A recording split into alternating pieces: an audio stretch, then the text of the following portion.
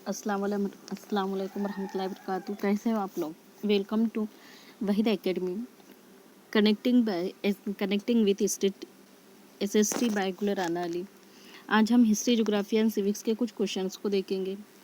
चलिए first question की तरफ। The Kushanas rule from the following centres of powers. कुशनों ने निम्नलिखित में से किन शक्तिशाली राजाओं पर शासन किया?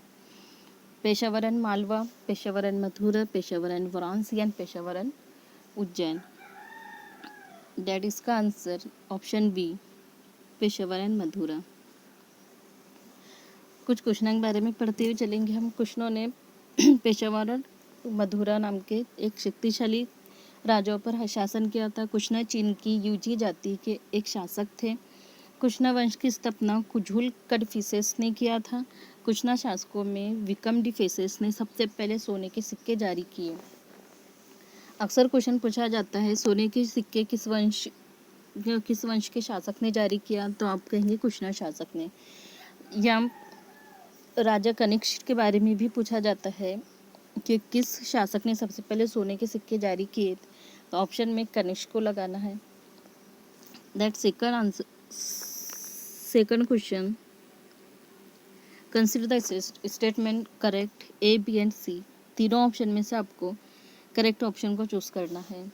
The Paleolithic period extend from 2 million years ago to about 12,000 years ago। प्रपाषण काल 20 लाख साल पहले से लगभग 12,000 साल पहले तक का माना जाता है। But option A correct.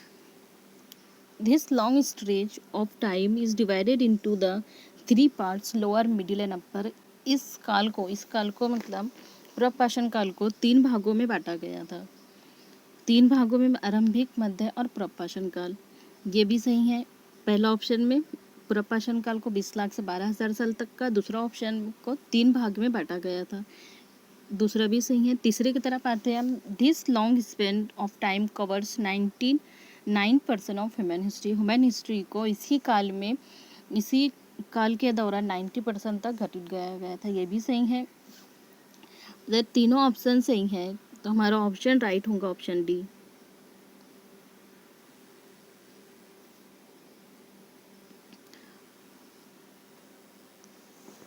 प्रपाषण काल के बारे में हम थोड़ा सा पढ़ लेंगे। प्रपाषण काल के बारे में आपको याद रखना है, ध्यान में रखना है। 20 लाख साल प्रपाषण काल जैसे ही आता है आपके ध्यान में 20 लाख से 12,000 वाले अमाउंट वैल्यूज आना चाहिए। इसी दौरान इस काल को 3 भागों में बांटा गया था, आपको ये भी याद रखना है। प्रपाषण काल 3 भाग, 20 लाख से 12,000। और इसमें अब 3 भागों का नाम क्या रखा गया था? आरंभिक, मध्य और उत्तर प्रपाषण काल। प्रपाषण युग में भीमबेटका की गुफा के चित्र प्रपाषण कालीन कहे जाते हैं। अब भीमबेटका कहाँ पर है? भीमबेटका की गुफाएं मध्य प्रदेश में मिलेंगी। इसी तरह मानव इतिहास की लगभग 99% कहानियाँ इसी काल के दौरान घटित हुई थी। Then next question, read statement A, B and choose the correct option. अब हमको ए और बी में से करेक्ट ऑप्शन को चूज करना है। Mansab was a grading system used by the Mughal to fix. मुगलों के दौर में मनसबदारी व्यवस्था को कुछ पोस्ट पर फिक्स रैंक रखी हुई थी, जैसे रैंक मतलब पोस्ट, पद, सैलरी। जो भी मनसब पर रहते थे उन लोगों को रैंक के हिसाब से उनको वेतन सैलरी दी जाती थी। कुछ मिलिट्री रिस्पॉन्सिबिलिटीज़ भी हुआ करती थी उन पर। दैट पहला ऑप्शन तो राइट है। सेकंड ऑप्शन की तरफ आते हैं हम। The Mansabdars military responsibilities were determined by a numerical values called Zat. Mughal दौर में जो अकबर के शासनकाल में मनसबदारों की जो सैन्य उत्तरदायित्व थी उनकी संख्या निर्धारित थी, और वो एक श्रेणी व्यवस्था पर थी। मनसबदारों की सेना उत्तरदायित्व का एक संख्या पर निर्भर था, जिसे जात कहा जाता था। ये ऑप्शन गलत है, क्योंकि मनसबदारों की सेना उत्तरदायित्व का निर्धारण एक संख्या पर नहीं था, बल्कि वो एक निर्धारित संख्या पर होता था, जिससे सवार या घुड़सवार बनाते थे। और उसी उसी की उनको ज़्यादा ज़रूरत होती थी। Then B option is wrong. तो जहाँ जहाँ पर भी बी होगा उसको हटा देंगे हम। That A is true but B is false. तो हमारा पहला ही ऑप्शन राइट है, ऑप्शन ए इसका करेक्ट आंसर होगा।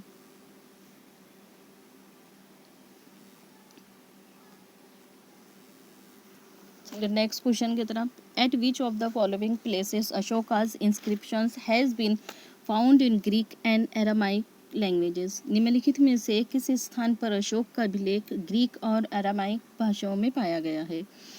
First option Kandahar, Maski, Topra and Kalsi. तो अशोक के अभिलेख हमको कंधार से मिले हैं। Option first is right. थोड़ा सा अब हम कंधार के बारे में भी पढ़ेंगे। कंधार नाम के स्थान पर अशोक के अभिलेख ग्रीक और अरामाइक नाम की भाषाओं में मिले हैं। कहाँ पर? कंधार का ताल्लुक अशोक के कौन सी वाली भाषाओं से है? ग्रीक और अरामाइक से। ये दोनों चीज़ें हमको याद रखनी है। दैन मास्की, गुजरी और नौत्री और उडेगुलम अभिलेखों में उसका नाम अशोक मिलता है।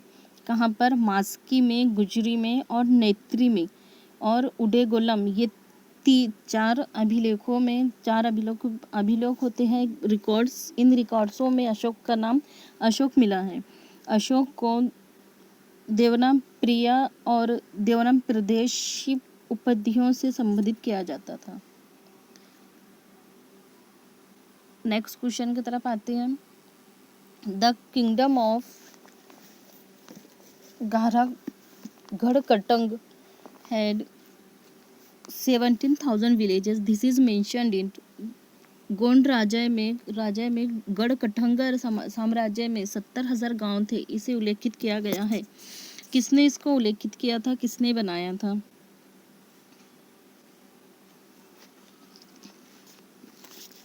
इसके बारे में हमको किस किताब में बताया गया है या किस किताब में हमको मिलेगा? आइकोडोन उदयर अभिलेख में मिलता है या अकबरनामा में मिलता है या option C historical work title bronzes में या descriptions of William Methwold a factor of English East India company. Garhkatanga के बारे में जिसमें उस साम्राज्य में 70,000 गांव थे, इसका उल्लेख हमको अकबरनामा में मिलता है। गढ़कटंगा में 70,000 गांव थे, इसे अकबरनामे में उल्लेखित किया गया है, लिखा गया है या उसके हवाले से अकबरनामे के हवाले से हमें पता चला है कि गोंड राज्य में गढ़कटंगा में 70,000 गांव थे। 70,000 गांव कहाँ थे? गढ़कटंगा में थे। और ये हमको कहाँ से पता चला है? अकबरनामे से पता चला है। गोंड एक प्रकार की जनजाति थी जो झूम खेती करती थी। झूम खेती पता है आपको किस तरह से की जाती है? गढ़कटंगा एक समुद्री राज्य था। यहाँ के निवासी जंगली हाथियों को पकड़कर दूसरे राज्यों में ले जाते थे और उससे उनको बहुत धन मिलता था। बुजरी असमिया भाषा में लिखी हुई ऐतिहासिक कृतियाँ हैं। अहोम राज्य सभा के पुरातत्व लेखों का संलग्न बुंजरी में हुआ है। बुजरी कहाँ है? असमी भाषा में लिखी हुई एक ऐतिहासिक कृति है। और उसी तरह अहोम राज्य सभा के पुरातत्व लेखकों का संलग्न बुरंजी में हुआ है।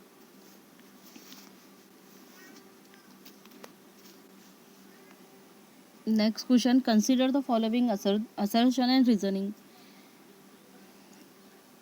The local tribal people make the wooden image of the deity Jagannath at Puri Orissa. कथन क्या है? कथन में बता रहा है कि स्थानीय जनजाति लोगों द्वारा पुरी उड़ीसा के जगन्नाथ की कष्ट प्रतिमा बनाई जाती है। क्या ये ऑप्शन सही है? चलिए रीज़न की तरफ देखेंगे हम। कारण क्या बता रहा है? जगन्नाथ मूलतः एक स्थानीय देवता थे जिन्हें आगे चलकर विष्णु का रूप मान लिया गया है। क्या ये दोनों ऑप्शन सही है? Choose the correct. हमको क्या पता करना है? दोनों में से दोनों सही है या रॉन्ग है। That option A, both A and R true and R is the correct explanation of A। R जो है वो A का करेक्ट एक्सप्लेनेशन कर रहा है। या both A and R true but R is not the correct explanation of A। दोनों सही हैं लेकिन R ए का एक्सप्लेनेशन नहीं कर रहा है। Option C, A is true but R is false. Option D, both A and R दोनों भी फॉल्स। क्या ये दोनों भी फॉल्स है? तो इसमें से आंसर हमारा होगा option first, both R A and R true, that correct explanation. क्योंकि पूरे उड़ीसा में जगन्नाथ का समुदाय संप्रदाय, जगन्नाथ का शाब्दिक अर्थ होता है दुनिया का मालिक, जो विष्णु भगवान का एक पर्यायवाची है। अब तक जगन्नाथ की कष्ट प्रतिमा स्थानीय जनजाति लोगों द्वारा बनाई जाती है, जिससे मतलब निकलता है कि जगन्नाथ मूलतः एक स्थानीय देवता थे, जिन्हें आगे चलकर विष्णु का रूप मान लिया गया। क्या थे? एक वो स्थानीय देवता थे जिन्हें आगे चलकर एक विष्णु का रूप मान लिया गया। बलभद्र, सुभद्र और जगन्नाथ की लघु मूर्तियां प्रमाण पत्र ताम्रपत्र की पांडुलिपि में उड़ीसा में थी। अब क्या चीज़ें हमको उड़ीसा से मिली है? बलभद्र, सुभद्र और जगन्नाथ की लघु मूर्तियां ताम्रपत्र पर किस पे मिली? हमको ताम्रपत्र की पांडुलिपियां मिली हैं जो उड़ीसा में थी। 12वीं शताब्दी में गंगा वंश के एक अत्यंत प्रतापी राजा अनंतवर्मा ने पुरी की पुरुषोत्तम जगन्नाथ के लिए एक मंदिर बनाने का फैसला किया था। उसके बाद 1230 में राजा अंगनभिटा तृतीय अपना राज्य पुरुषोत्तम जगन्नाथ को अर्पित कर दिया और स्वयं को जगन्नाथ का प्रतिनिधित्व घोषित किया था। अब खुद को उसने जगन्नाथ का प्रतिनिधि किसने घोषित किया था? अंगभीया ने। चलिए नेक्स्ट क्वेश्चन की तरफ। Which of the following statements are true about the Birsa Munda movement? Birsa Munda आंदोलन के बारे में निम्नलिखित में से कौन सा कथन सही है? आपको ये भी ध्यान रखना है कि ऑप्शन में वो आपको करेक्ट बताने के लिए बोल रहा है या रॉन्ग बताने के लिए बोल रहा है। Birsa followers raise the red flag as a symbol of Birsa Raj. Birsa के अनुयायियों ने बिरसा राज के प्रतीक रूप में लाल झंडा बनाया था। क्या ये सही है?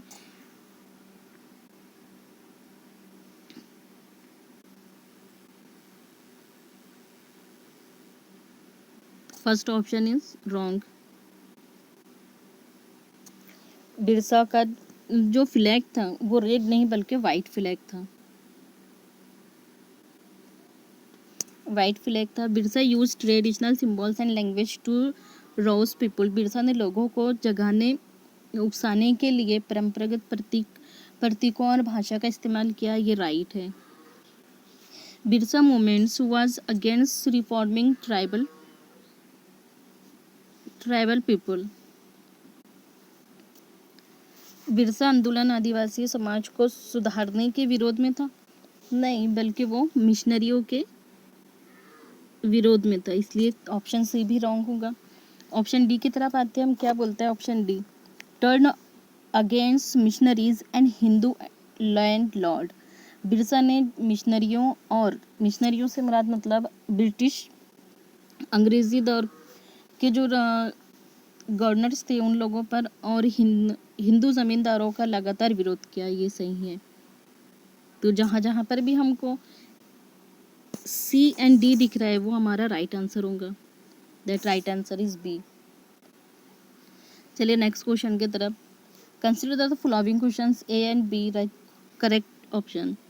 The thousands of rural women who made a living by spinning cotton trade in India were rendered jobless by the mid 19th century. लाखों ग्रामीण महिलाएं जो सूत काट कर अपनी आजीविका चला रही थी वो 19वीं सदी के मध्य तक बेरोजगार हो गई थी, क्योंकि मशीनरियां आ गई थी और जो सूत कताई का काम चलता था लोग करते थे उसकी जगह मशीनरियां काम करने लगी थी। By the 1830 British cotton cloth flooded Indian market, and by the 1880 centuries 2/3 of all the cotton cloth worn by Indians were made of cloth produced in Britain. सन 1830 के दशक तक भारतीय बाजार ब्रिटेन में सूती कपड़े से फैल गया और 1880 तक के दशक तक स्थिति ऐसी हो गई थी कि भारत के लोग जितना कपड़ा पहनते थे उसमें से दो तिहाई ब्रिटेन में बना होता था। Option A is right but B is false, B is right A and false, both right but not reason.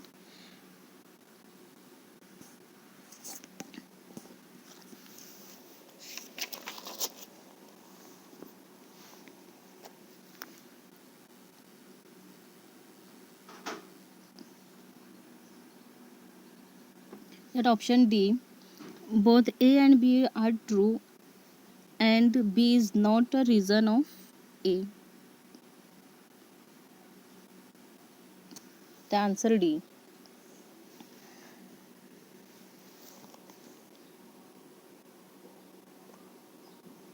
Next question की तरफ चलते हैं। Question number 9, which of the following statement is true?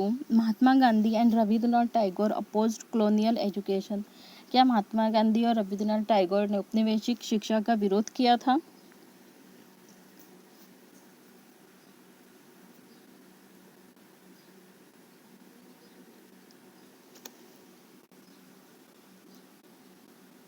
Opposed colonial education.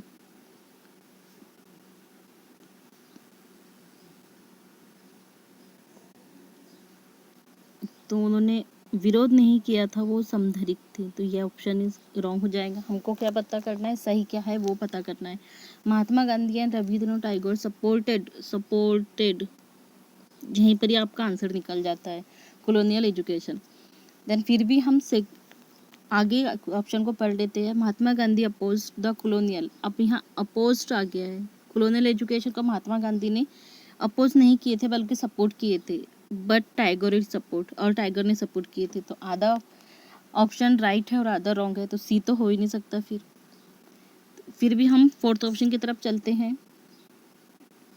Tiger oppose the colonial education but Mahatma Gandhi supported. अब यहाँ पर भी tiger को oppose में बता रहा है कि टाइगर कॉलोनियल एजुकेशन के विरोधी थे और गांधी जी सपोर्टर थे, जबकि option B is right answer. Mahatma Gandhi और रविंद्रनाथ टैगोर ने दोनों ने भी कॉलोनियल एजुकेशन को सपोर्ट किया था। Next question, the practice of widows burning has no sanctions in ancient text, this statement associate with which social reform. किसने कहा था प्राचीन ग्रंथों में विधवाओं को जलाने की अनुमति नहीं दी गई है? ये कथन किस समाज सुधारक से संबंधित है, या ये कथन किसका है? श्री नारायण गुरु, option B Swami Dayanand Saraswati, option C Subhash Chandra Bose, option D राजा राम मोहन राय। तो जब भी क्वेश्चन में आता है कि प्राचीन ग्रंथों में विधवाओं को जलाने मतलब सती प्रथा, ये वाला क्वेश्चन किससे रिलेटेड है? सती प्रथा से।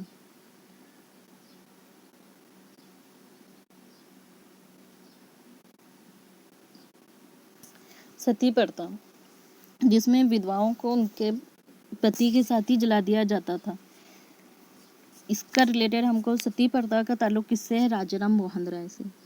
That is the answer, option D Rajaram Mohan Roy. प्राचीन ग्रंथों में विधवाओं को जलाने की अनुमति कहीं पर भी नहीं दी गई है, ये कथन किसने कहा? ये कथन राजाराम मोहन राय ने कहा था। इन्हें भारतीय पूर्ण जगरण का अग्रदूत और आधुनिक भारत का जनक भी कहा जाता है। राजाराम मोहन राय को आधुनिक भारत का जनक भी कहा जाता है, आपको ये बात भी ध्यान में रखनी है। इन्होंने बाल विवाह, सती प्रथा, जातिवाद, कमरखंड प्रथा आदि का भरपूर विरोध किया। स्टेटमेंट का क्वेश्चन आ सकता है राजाराम मोहन राय के बारे में कि सती बाल विवाह, सती प्रथा, जातिवाद, कर्मखंड प्रथा आदि का भरपूर विरोध किसने किया?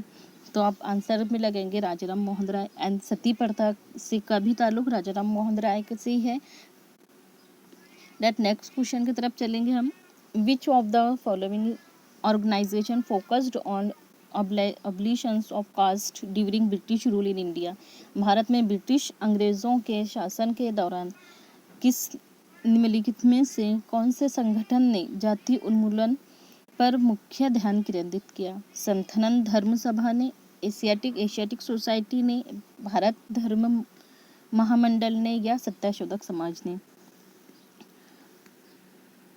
तो जैसे ही आपको ऑप्शन में कास्ट दिखता है, जाति उन्मूलन पर मुख्य ध्यान केंद्रित किया है किसने? तो सत्यशोधक समाज में कास्ट के लिए। द नेक्स्ट क्वेश्चन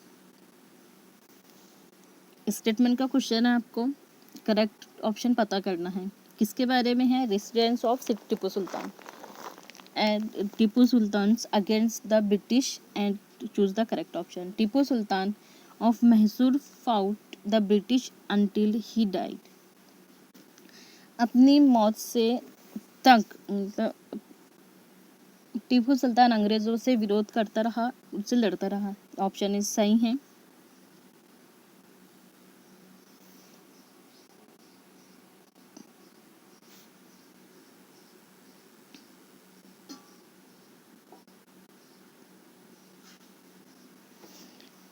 उन्होंने ऑप्शन बी, उन्होंने अंग्रेजों की संस्कृति परंपराओं का विरोध किया, ये भी सही है।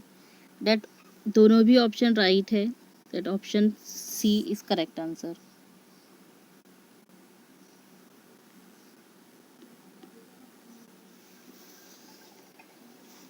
नेक्स्ट क्वेश्चन, द बुक, ये सिविक्स का क्वेश्चन है। The books and un British role in India was written by, किसने poverty and un British rule नाम की बुक्स लिखी है? होमी ने, बदरुद्दीन तैयब जी, या रोमेश चंद्र दत्त, या Dadabhai Naoroji. That option D is correct answer, Dadabhai Naoroji. Question number 14 statements from which countries were part of the non aligned movement, किन देशों के राजनेता गुटनिरपेक्ष आंदोलन का हिस्सा थे? India, Yugoslavia, Indonesia, Ghana, Egypt. Option B, India, America, British, France, Spain. Option C, India, Russia, Poland, Hungary, Romania. Option D, India, Pakistan, Bangladesh, Sri Lanka and China. किन देशों के राजनेता गुटनिरपेक्ष मतलब नॉन अलाइंड मूवमेंट में ये लोग साथ थे? कौन सी कंट्री साथ में थी? India I, Yugoslavia Y, Indonesia, Ghana और इजिप्ट।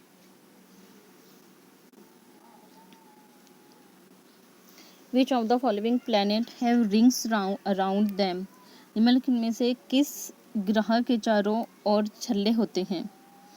किन ग्रहों के? तो कौन से प्लैनेट है जिनके अराउंड हमको रिंग मिलती है, छल्लेदार होते हैं?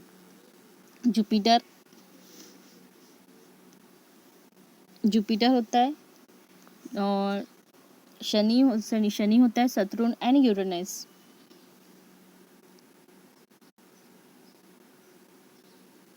Jupiter, Saturn and Uranus. Neptune को छल्ले नहीं होते। Option A is right. The Indian Standard Time (IST) is based on the standard meridian at, भारतीय मानक समय IST मानक यौमांतर रेखा पर आधारित है।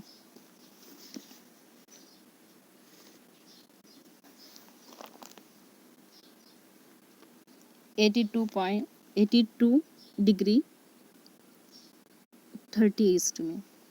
आपको ये ईस्ट का ख्याल रखना है, 30 ईस्ट है और 82 30 ईस्ट, इस तरह से आपको ध्यान में रखना है। भारतीय मानक समय 82 डिग्री 30 ईस्ट मानक यौमांतर पर आधारित है।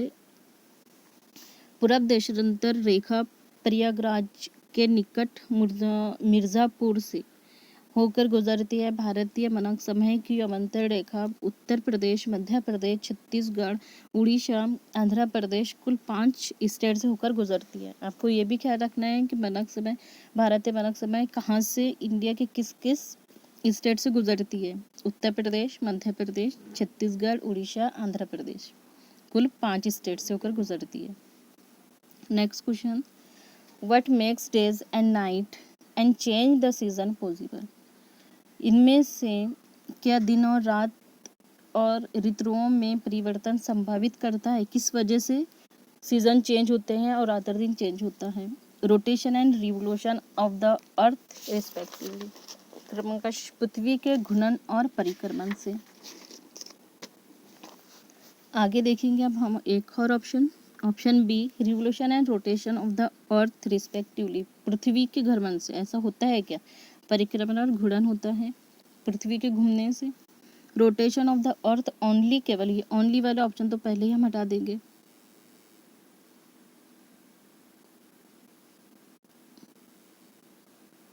बी एंड डी दोनों भी ऑप्शन कट हो गए। अब हमको ए एंड बी में से राइट आंसर को चूज करना है।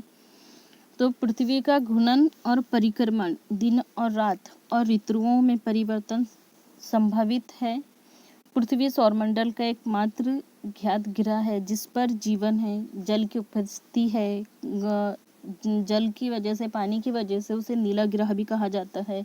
पृथ्वी एकमात्र उपग्रह चंद्रमा का है।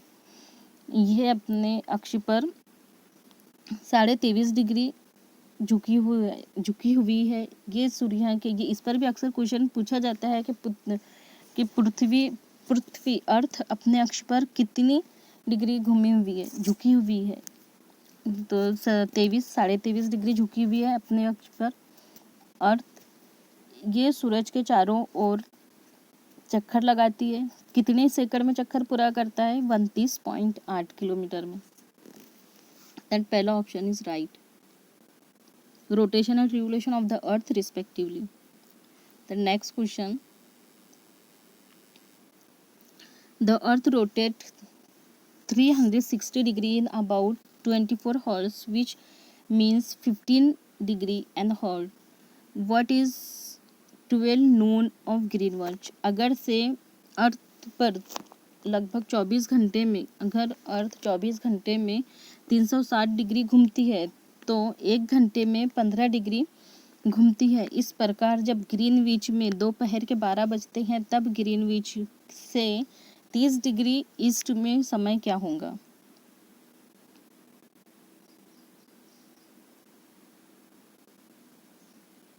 तब समय 2 होगा।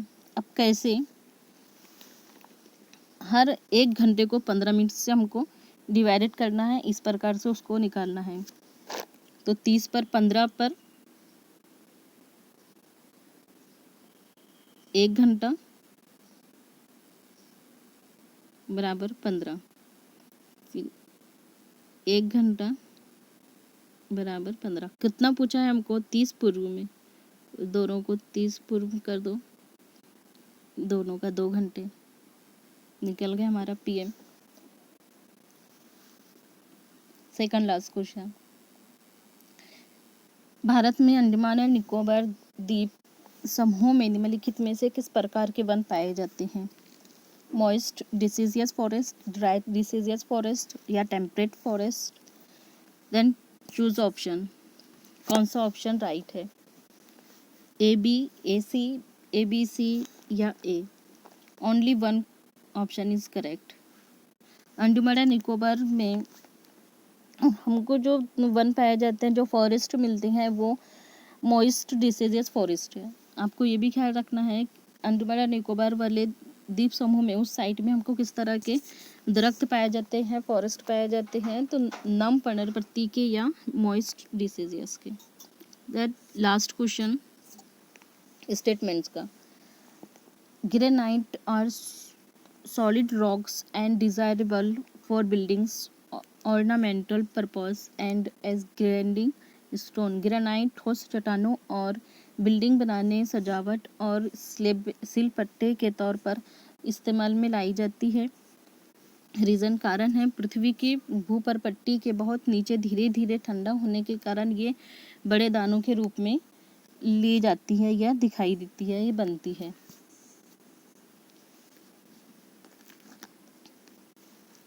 That option is correct. दोनों भी ऑप्शन राइट है और ए उसका आर का करेक्ट एक्सप्लेनेशन भी करता है।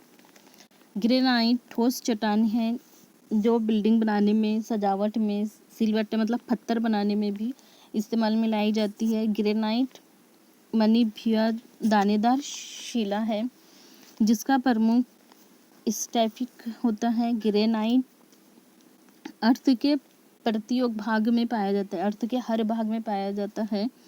भारत में भी ये प्रचुरता से मिलता है, भारत में भी ये ज़्यादा तौर से पाया जाता है। तमिलनाडु के तंजावर नगर में स्थित विधेश्वर मंदिर विश्व का पहला ऐसा मंदिर है जो ग्रेनाइट पत्थर से बना हुआ है।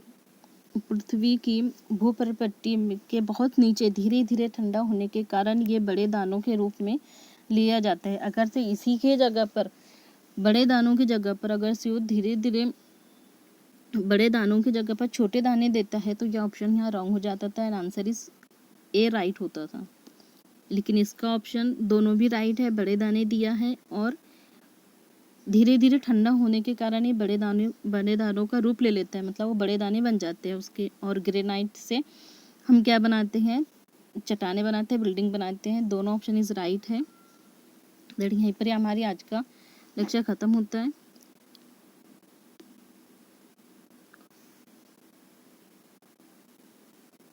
Thank you so much.